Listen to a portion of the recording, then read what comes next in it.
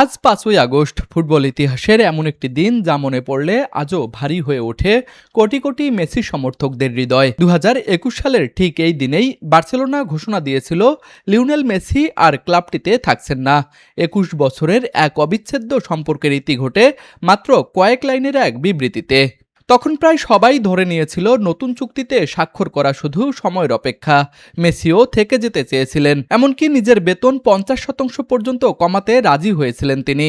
কিন্তু শেষ পর্যন্ত বাধা হয়ে দাঁড়ায় বার্সেলোনার ভয়াবহ আর্থিক সংকট এবং লা লিগার কঠোর স্যালারি ক্যাপ নীতি। নিয়মের কারণে মেসিকে নিবন্ধন করানোই সম্ভব হয়নি। এরপর আসে সেই ঐতিহাসিক বিদায় সংবাদ সম্মেলন। চোখের জল লুকাতে পারেননি ফুটবল ইতিহাসের অন্যতম সেরা তারকা, ফুটবল জাদুকর খ্যাত লিওনেল মেসি। তার কান্নায় কেঁদেছিল পুরো ফুটবল বিশ্ব।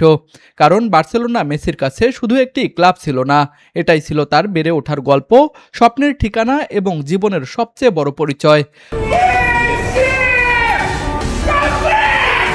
মাত্র ১৩ বছর বয়সে লা মাসিয়ায় যোগ দেয়া মেসি বার্সেলোনার জার্সিতে খেলেছেন ৭৭৮টি ম্যাচ, করেছেন ক্লাব ইতিহাসের সর্বোচ্চ ৬৭২ গোল, সেই সাথে জিতেছেন ৩৫টি শিরোপা। পুরো সময়টিতে মেসি গড়েছেন অসংখ্য রেকর্ড এবং উপহার দিয়েছেন অগণিত অবিস্মরণীয় মুহূর্ত। বার্সেলোনা ছাড়ার পর তিনি যোগ দেন পিএসজিতে, পরে সেখান থেকে পাড়ি জমান ইন্টার মিয়ামিতে। কিন্তু ৫ আগস্টের সেই বিদায় আজও ফুটবল ইতিহাসের সবচেয়ে বেদনাদায়ক এবং আবেগঘন অধ্যায়গুলোর একটি হয়ে আছে। কারণ কিছু সম্পর্ক কাগজে কলমে শেষ হলেও ইতিহাসে কখনো শেষ হয় না। Sports desk, RCTV.